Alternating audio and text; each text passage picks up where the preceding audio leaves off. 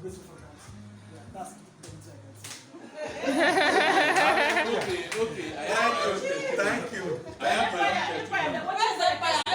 Empire, come and give your testimony. I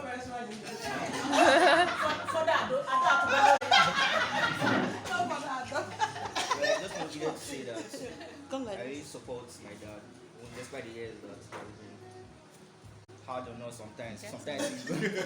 Sometimes. That's what they call training. You say sometimes you did what? Hard on them. Training. That's training. The Bible says so. Spoil the rope, take away the rope, spoil the child. But it has taught me lots during that process I've endured and learned a lot. It's indeed the paragon of humility. I look forward to seeing greater heights and achieve lots of greatness. So that's all I can say. Thank you.